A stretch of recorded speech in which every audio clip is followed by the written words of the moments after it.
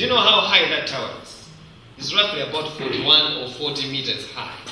Now, the tower, the temple of Marduk, was 91 meters high. So you can double that memorial tower that we have at Area 18. That's how high the temple of Marduk was. Outside it was covered with a blue glazed tile. Inside, it was overlaid with gold. I am talking about Babylon, because as I speak some of these things, you are relating well. To have a house with tiles and all these things is not strange to you. But we are talking about Babylon. So if you think that tiles are a modern phenomenon, I think you need to think again. Nebuchadnezzar had the blue glazed tiles outside his temple. They're not even on the floor. They are outside the walls of the temple, these blue glazed tiles. Apart from this, inside that temple, it was overlaid with gold. That's how complicated Nebuchadnezzar was. So Nebuchadnezzar would sit back and look back at this great Babylon, which he felt he himself had built. And it was indeed a great city, Babylon. Now the altar inside that temple and the throne were made from 8.5 tons, about 7,727 kilograms of solid gold. That was the temple. That was the altar and the throne inside this temple. Now 7.7 kilograms is about those 1 ton of vehicles. If you have 7 of them, they should carry gold full of gold, and there should be 7 of those carrying just the gold for the altar and the gold for the throne. Now this great guy, Nebuchadnezzar, who built this tremendous city that the world calls one of the 7 wonders of this world, he had a dream, and it pleased God to give the dream to this guy who did such complicated things. Now, let's go down to chapter 2, verse 1. I may never understand in this world why God chose to give that dream to Nebuchadnezzar. Why not to Daniel? Why not to any other believing person? Why this unbelieving person for God to give him the dream? But maybe we need to study and understand. But let's proceed. Daniel 2 verse 1. Now in the 2nd year of Nebuchadnezzar's reign, Nebuchadnezzar had dreams. And his spirit was so troubled that his sleep left him. So he had a dream with his superstitious mind. He felt that, you know what, there is something about that dream.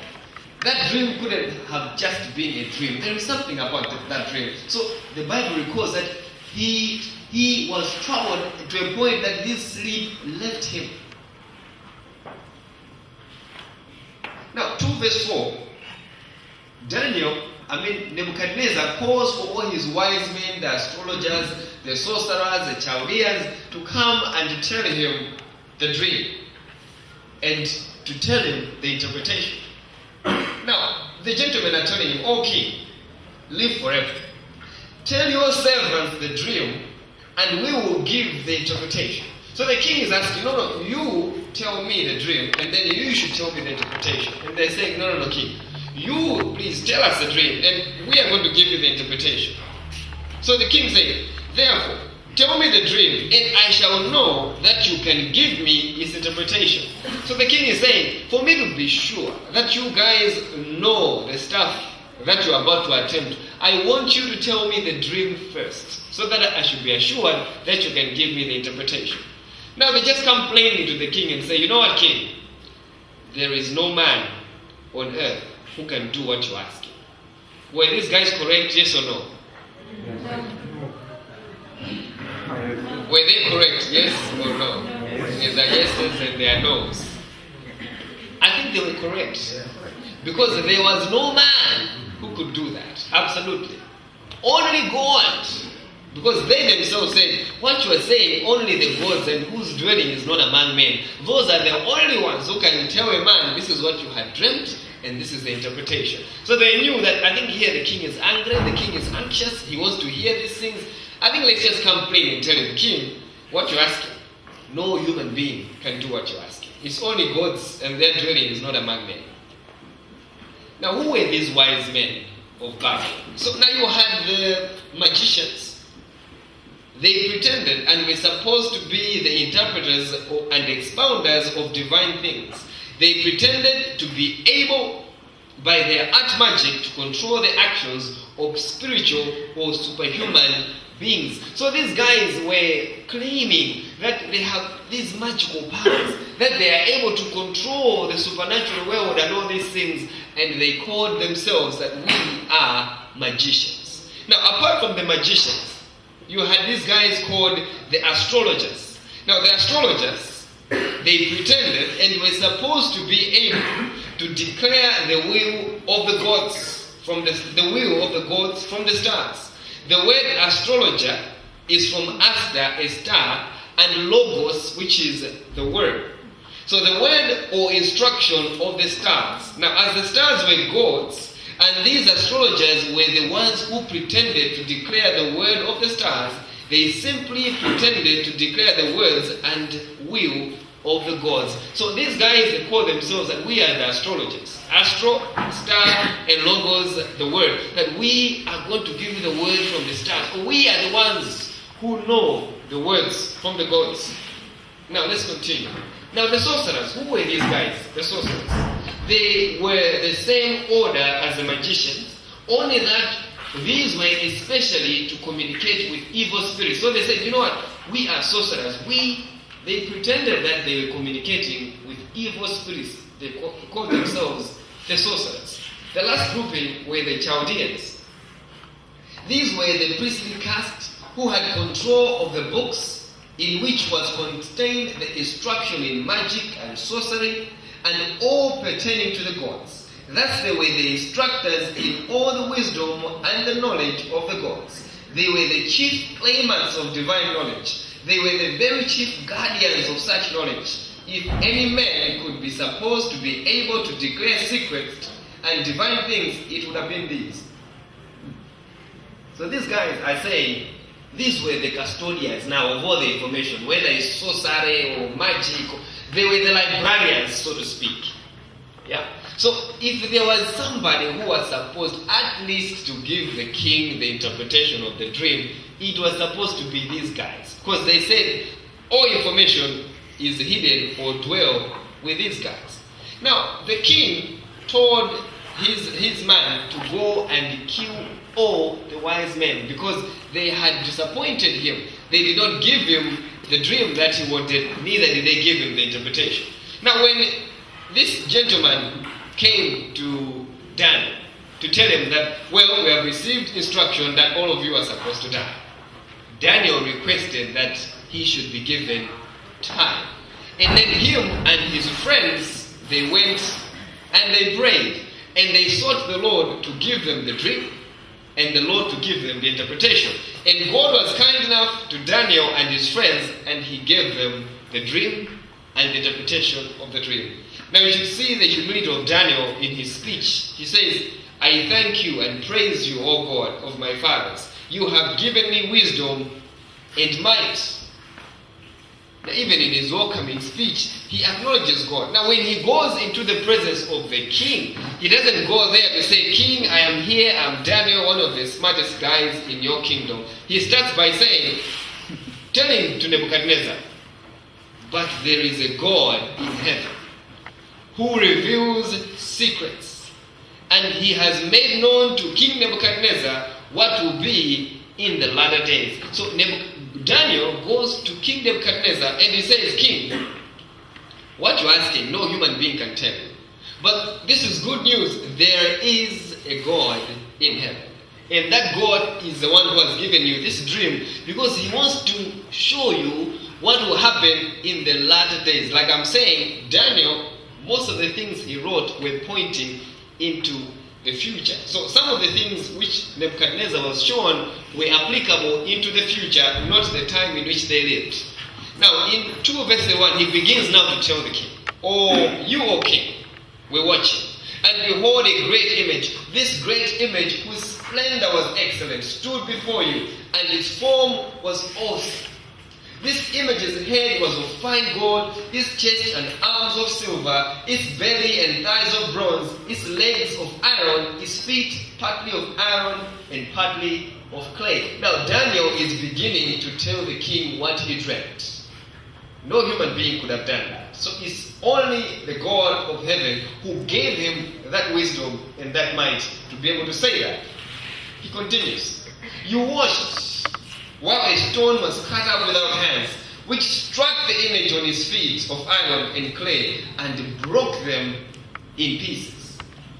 So he's been told that, well, you saw this dream, you saw this image which was looking so awesome, you saw until the stone which is cut up without hands came and struck this image on his feet. Then the iron, the clay, the bronze, the silver, and the gold were crushed together and became like chaff from the summer threshing floors. The wind carried them away so that no trace of them was found. And the stone that struck the image became a great mountain and filled the whole earth. So Daniel recounts the whole dream and all the things that happened surrounding the dream of the king. Now, in Daniel 2 verse 36, he says, okay, now I have told you the dream. Now we need to start going to what your dream meant. Now in 2 verse 36, he says, this is the dream. Now, are you noticing the language there when Daniel is speaking? Have you noticed his language? Some of us, we need to get a lesson from Daniel. We pray together, perhaps as a group, or whether with your roommates or with whoever. You are praying, I need to pass this exam. But once that exam you pass, at the end of the day, you say, we have passed the exam. I have done it. But you had asked people to be praying for you, to be helping you, but once now you get the success, it all belongs to you. Daniel, when he was telling the king, he said, give us time. He didn't go to the king and say, give me time. So he acknowledged that he will not be praying alone. So he goes to his friends and they prayed, all four of them. Now God gave the dream and the meaning through Daniel. I want you to follow with me, okay? He gave the dream and the interpretation through Daniel. And yet Daniel, when he goes to Nebuchadnezzar, he says, we are about to give you the interpretation. We are going to give you the dream. He didn't say, I am going to give you the dream. Sometimes when God has done something marvelous, it's important to give credit to him and to whoever was there when you are about to achieve that victory. It is not good when you go and you are successful now, because Daniel could have easily singled out himself. Because he knew that promotion is at stake, isn't it? Because if he just goes there and says, I have done this, king, I'm going to tell you this. When he's made president, it will just be him. So he made sure he acknowledged his friends, which I like very much about Daniel. So this is the dream. Now we will tell the interpretation of it before the king. Now he starts.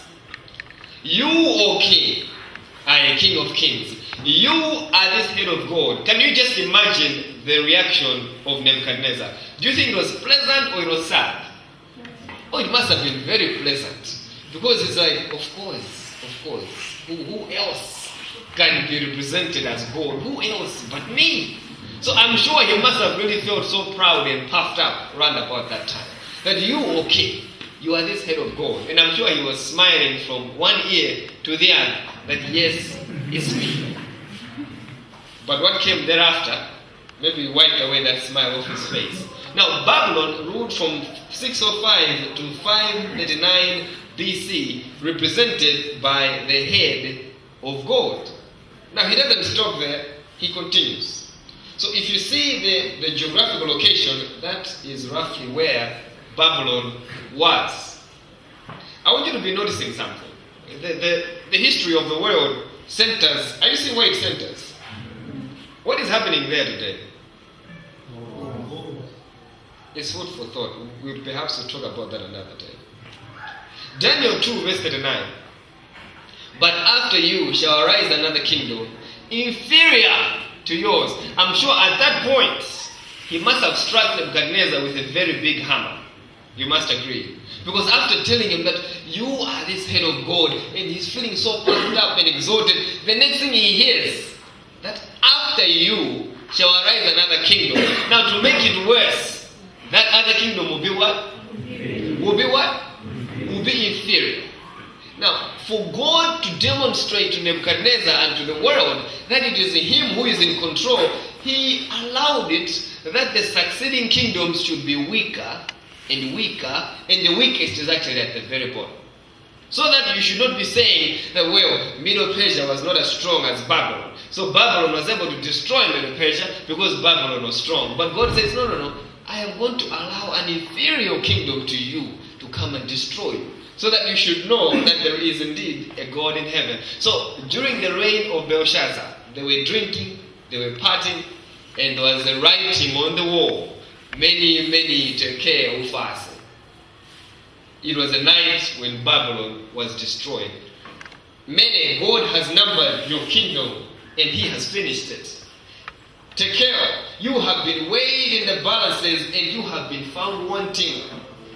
Perez, your kingdom has been divided and given to the Medes and the Persians. So Babylon that night was destroyed and given to the Medes and the Persians, who came underneath the city. If you remember your history, Babylon had the river Euphrates that would run under the walls into the city and under the walls and it would go out. So they dried up that river and they were able to go into Babylon. That night, Babylon was destroyed. Isaiah 45 verse 1 actually prophesied about this man Cyrus who went to destroy Babylon. Thus saith the Lord to his anointed, to Cyrus, whose right hand I have held, to subdue nations before him, and loose the armor of kings, to open before him the double doors, so that the gates will not be shut. Underneath those walls where the water was passing, there were gates. That night, these guys were so drunk. Even the guards forgot to lock the gates. The gates were found unlocked. When they dried up that river, they were able to go in through gates that were not even locked. Isaiah already prophesied this 150 years even before Cyrus himself was born. God just to demonstrate that he is indeed in control. And there is a Cyrus cylinder that is there, I think it's in France, that you can, for those who are able to read these hieroglyphics, you can actually recount the whole story how it happened.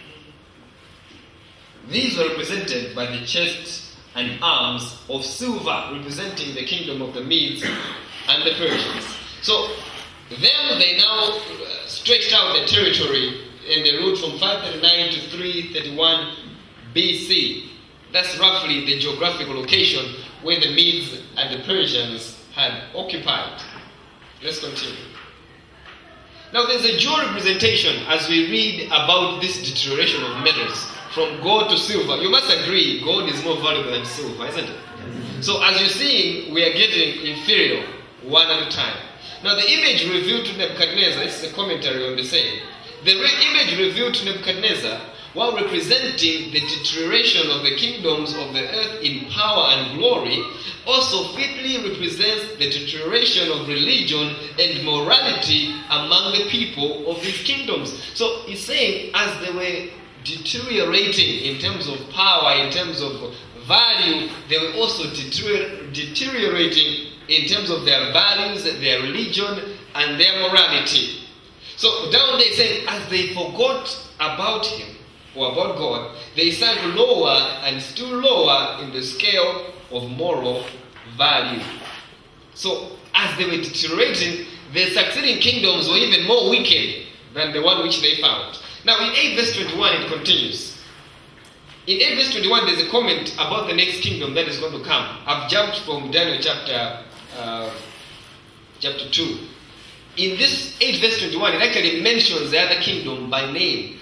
And the male goat is the kingdom of Greece.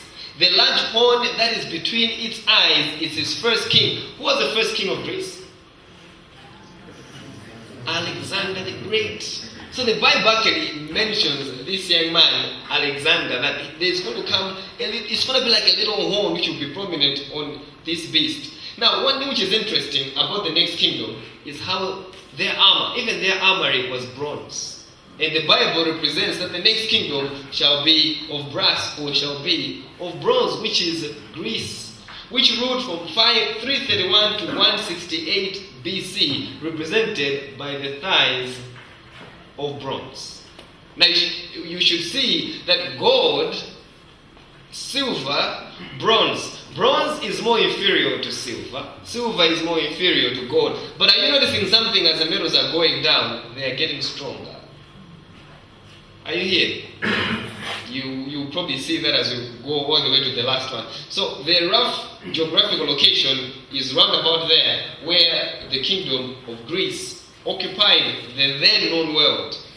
Daniel 2 verse 40. Finally, there will be a fourth kingdom, strong as iron. Before I go any further, I want you to take note of that.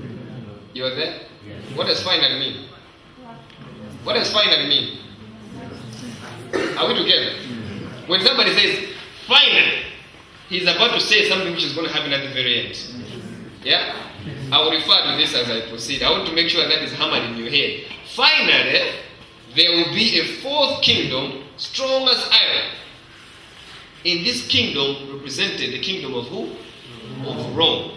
It ruled from 168 BC up to 476 AD. There's a problem there. It's showing when the kingdom of Rome ended. And yet, when Daniel was speaking, he said finally. Why did he say finally? I want that to still be lingering in your head. Now, this was the geographical location that Rome had occupied. Now, this is a commentary from historian Edward Gibbon, Decline and Fall of the Roman Empire. He says, the images of gold, silver, or brass that might serve to represent the nations and their kings were successively broken by the iron monarchy of Rome. And that is exactly how it happened. History records it as such. Now, look at the metals in terms of value. Gold is more valuable than silver.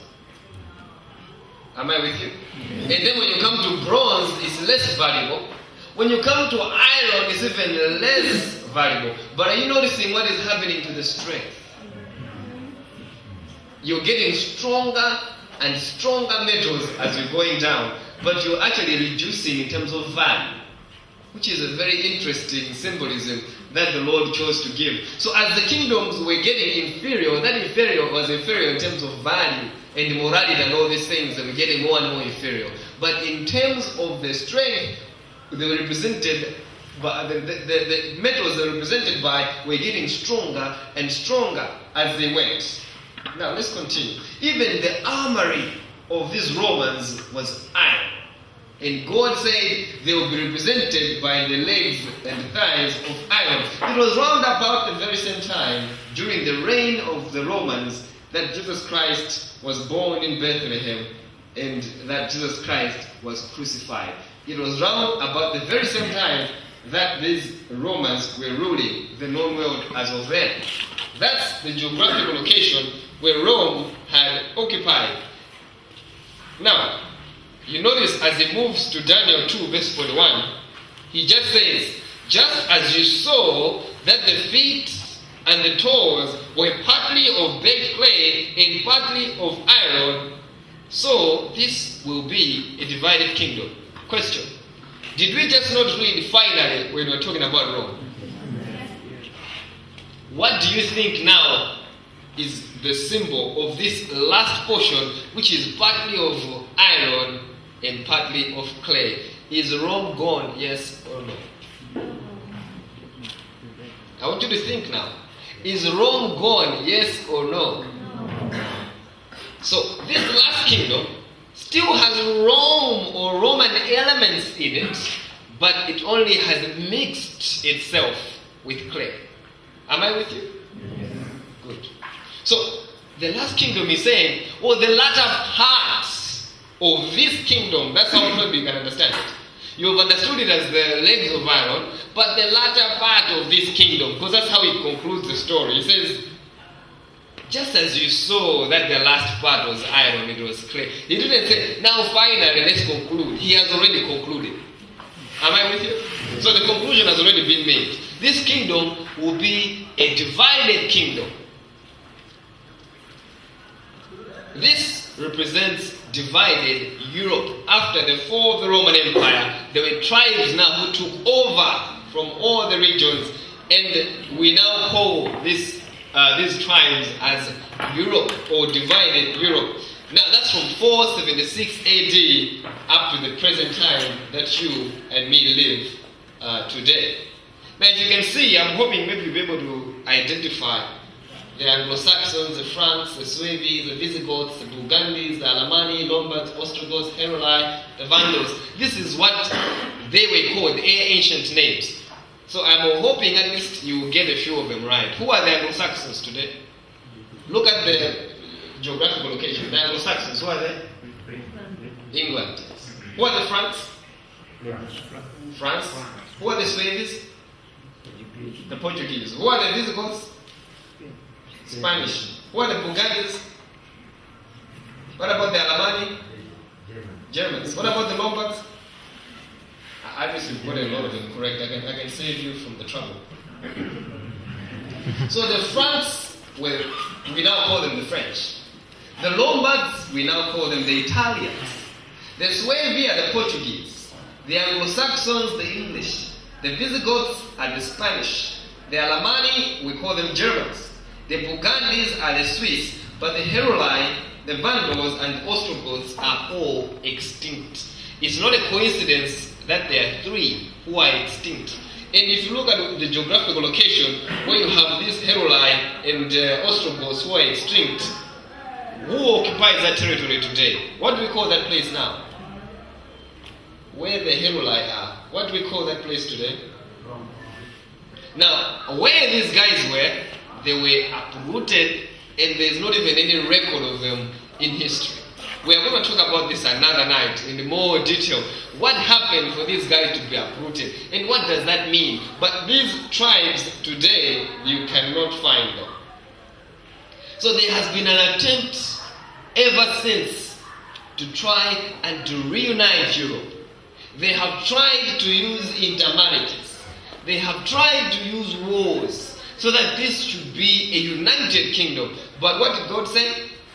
It shall be a what? Divided. It shall be a divided kingdom. But man is always very rebellious. He thinks he can outdo that which God has said. So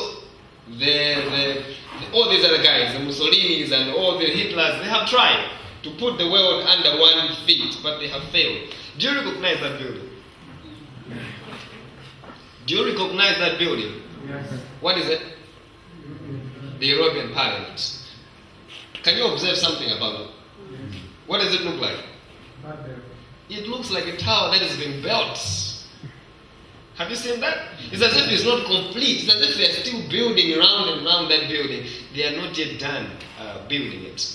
I tried to put another image next to it that maybe faintly you can see what somebody is trying to say in the construction of that building. Now there's a magazine that was made, Europe, many tongues, one voice. What do you notice about those stars?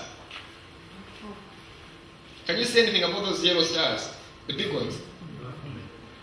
They're upside down. I'm hoping your eyes can see that. So you're having a crane inside the Tower of Babel. It's a symbolism to say we are reconstructing Babylon. We are bringing Babylon back together again. So even the parliament itself, it's like we are still under construction. And someone was bold enough to say, this time around we're going to succeed. So the first time around, God confused the language, isn't it? And the people were scattered all over the place. Now someone is saying, no. We are going to reunite and come together as one voice. What did God do at the Tower of Babel? He confused their what? Their languages. And somebody said, no. We are going to have many tongues, but one voice. You can actually see the rebellion of man trying to say, no, we are going to put these kingdoms together again. When God said, this will be a divided kingdom. Let's continue.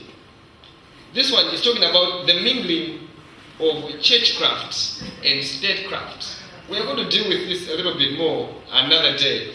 But suffice to say, for now, you have this kingdom which has political power.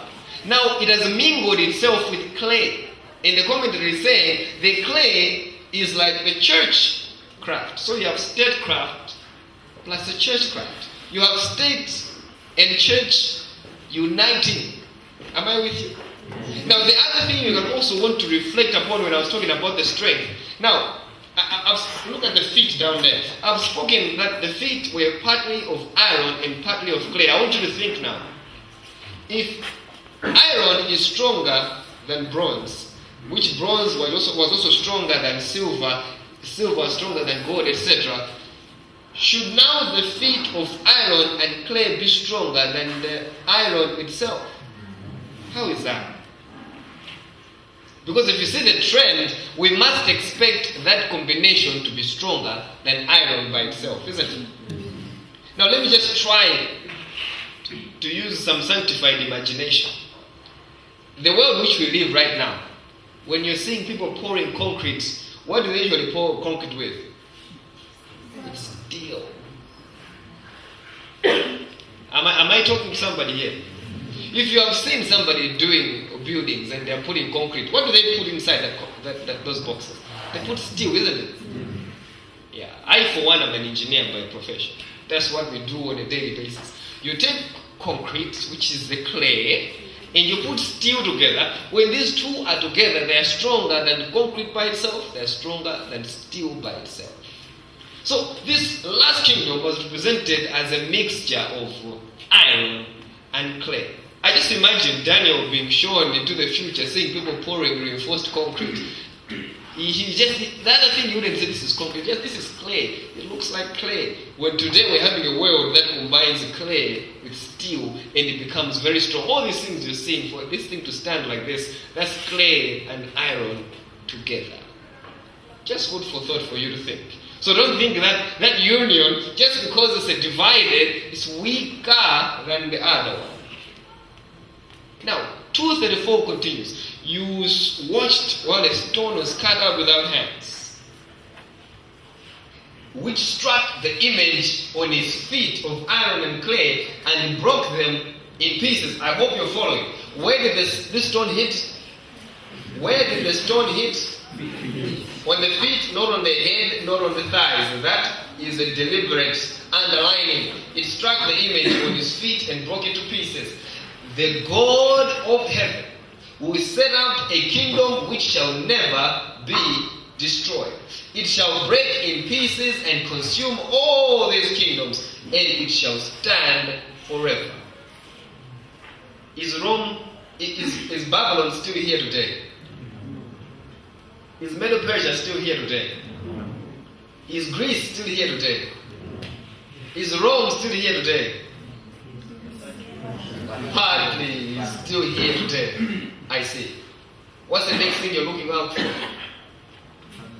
What's the next thing you're looking out for? Is it another kingdom? Which kingdom now?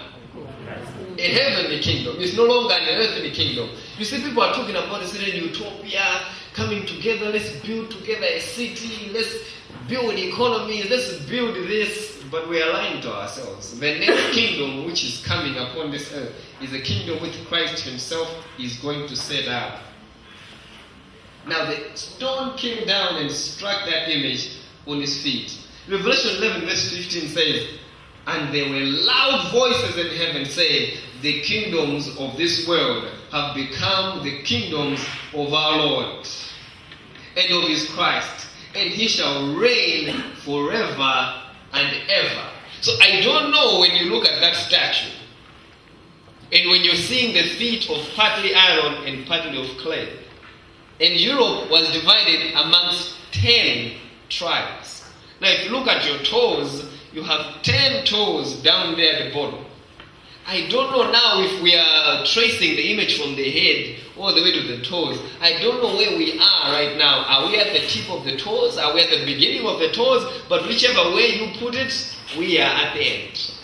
So now, for you and me to be saying we're living at the end of time, I think we must have a basis.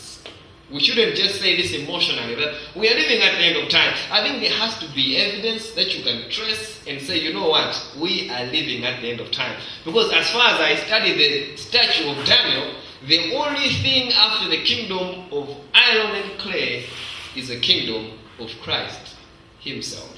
Now God chose to reveal this to Nebuchadnezzar. Of all people you would think of, Nebuchadnezzar himself was given this dream, so that God can prove to him that it is him who is in control of everything, that is seen or that is unseen. The only scene that you and me are waiting for is not another big thing. It is the coming of Jesus Christ himself. This is the end of our discussion tonight. Tomorrow, like I said, we'll be talking about the prophetic time. There are a lot of prophets talking about time. A man of God prophesied, he prophesies what's going to happen, when is it going to happen. What does the Bible say about the prophecies regarding to time? We're going to talk about that tomorrow night. May the Lord bless you and keep you. And I would like to remind you that please, as you come tomorrow night, don't come alone.